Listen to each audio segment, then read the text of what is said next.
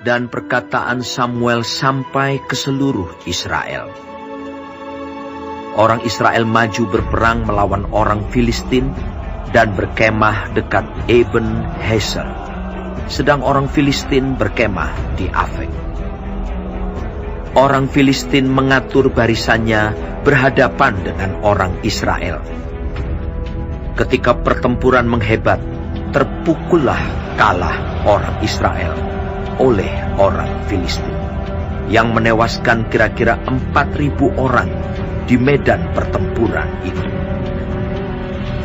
Ketika tentara itu kembali ke perkemahan, berkatalah para tua-tua Israel, "Mengapa Tuhan membuat kita terpukul kalah oleh orang Filistin pada hari ini?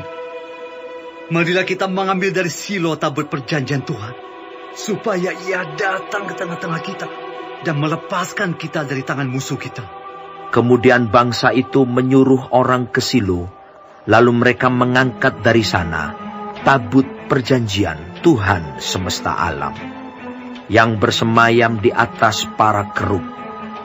Kedua anak Eli, Hofni dan Pinehas, ada di sana dekat tabut perjanjian Allah itu.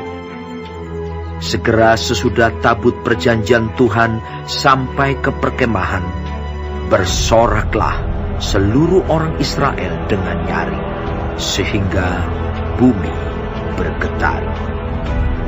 Dan orang Filistin yang mendengar bunyi sorak itu berkata, "Apakah bunyi sorak yang nyaring di perkemahan orang Ibrani itu?"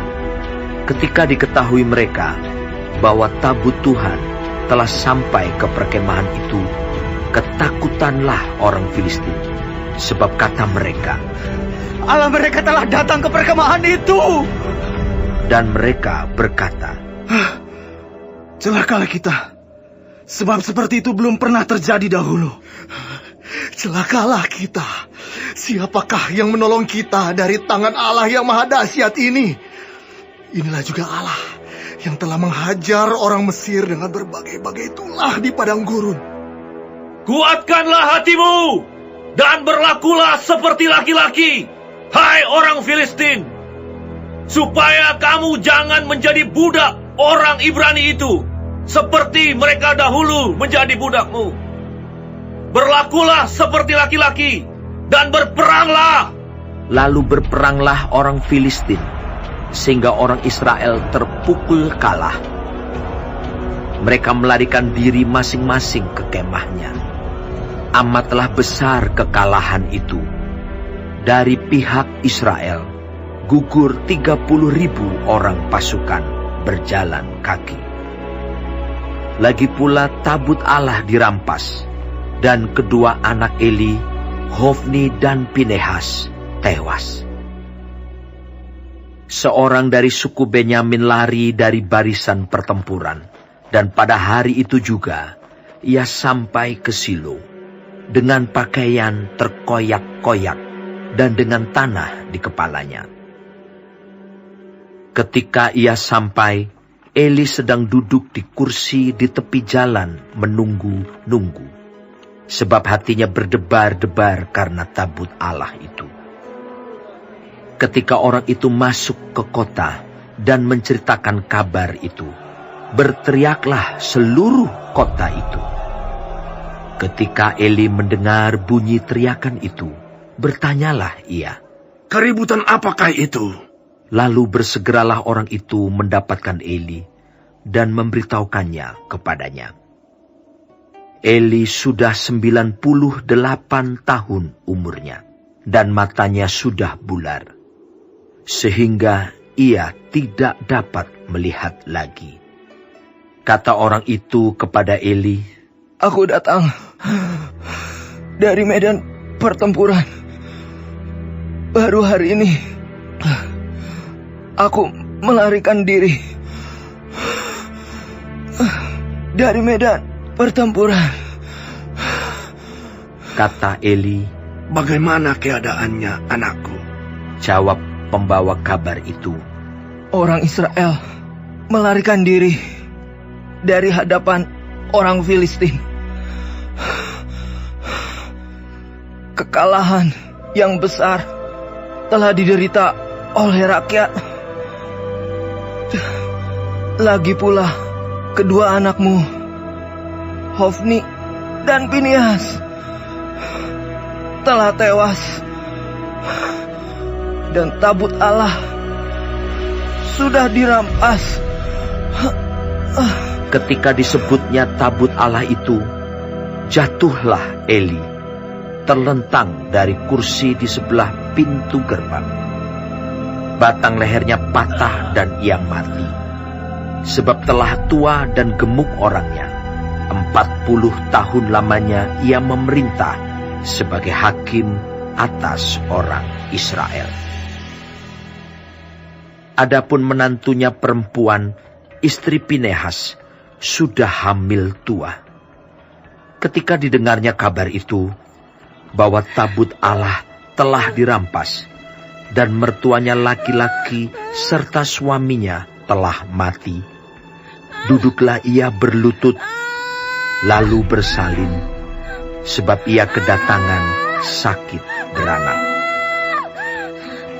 Ketika ia hampir mati, berkatalah perempuan-perempuan yang berdiri di dekatnya, "Janganlah takut, sebab engkau telah melahirkan seorang anak laki-laki." Tetapi ia tidak menjawab dan tidak memperhatikannya. Ia menamai anak itu Ikabod, katanya, "Telah lenyap kemuliaan dari Israel." Karena tabut Allah sudah dirampas, dan karena mertuanya dan suaminya. Katanya, "Telah lenyap kemuliaan dari Israel, sebab tabut Allah telah dirampas."